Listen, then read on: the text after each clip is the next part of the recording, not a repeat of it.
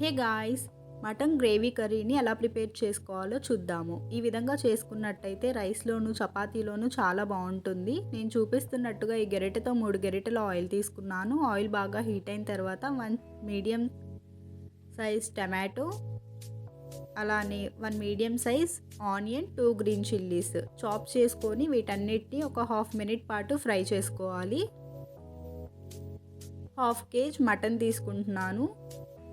Mutton అనేది నీట్గా clean చేసుకున్న తర్వాత ఒక 5 మినిట్స్ పాటు ఆయిల్లో ఫ్రై చేసుకోవాలి. ఇలా మగ్గనివ్వాలి. చిటికెడు పసుపు, టేస్ట్కి సరిపడా సాల్ట్ యాడ్ చేసుకొని మూత పెట్టుకొని 5 మినిట్స్ పాటు మగ్గనివ్వాలి. ఆయిల్, పసుపు యాడ్ చేయడం వల్ల వాటర్ అనేది ఫామ్ అవుతుంది. ఇప్పుడు ఇందులో 3 స్పూన్స్ కారం, కొరియాండర్ యాడ్ చేసుకొని కారం అనేది ముక్కలన్నిటికీ పట్టేలాగా ఒకసారి కలుపుకోవాలి. ఒకసారి కలుపుకున్న తర్వాత మూత పెట్టుకొని 5 మినిట్స్ పాటు ఉడకనివ్వాలి. 5 మినిట్స్ తర్వాత చూస్తే ఇలా ఆయిల్ అంతా తెరులుతుంది పైకి.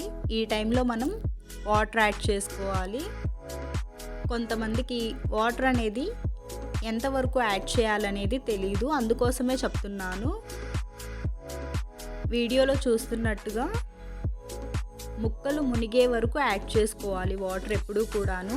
మటన్ ఉడకడానికి టైం పడుతుంది కాబట్టి ముక్కలన్నీ మునిగేటట్టుగా వాటర్ యాడ్ చేసుకొని ఒకసారి కలుపుకొని మూత పెట్టుకోవాలి.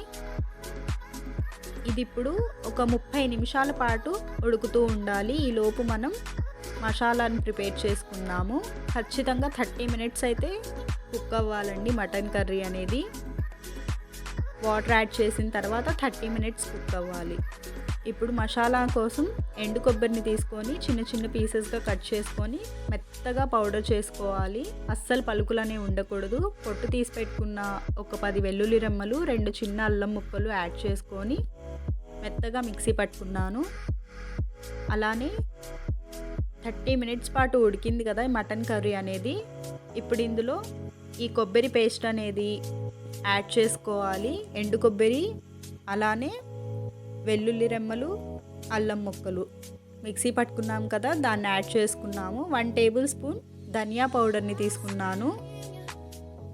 ఒక చిన్న కడాయిలో ధనియాలని, అలానే 2 దాల్చిన చెక్క చిన్న చిన్న పీసెస్, 2 లవంగాలు వీటిని ఫ్రై చేసుకోవాలి. ఫ్రై చేసుకొని వాటిని కూడా మిక్సీ పట్టుకొని 1 టేబుల్ స్పూన్ ధనియా పౌడర్ని యాడ్ చేసుకోవాలి.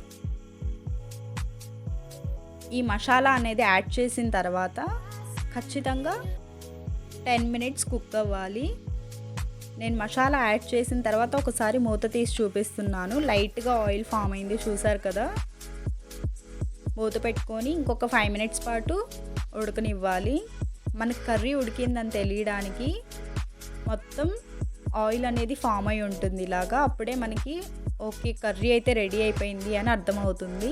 లేదా ముక్కను పట్టుకొని చూసినా కూడా మెత్తగా ఉంటుంది కదా, అలా అర్థమవుతుంది కర్రీ అనేది రెడీ అయిందని. అంతేనండి, ఎంతో టేస్టీగా ఉండే మన మటన్ కర్రీ అయితే రెడీ అయిపోయింది.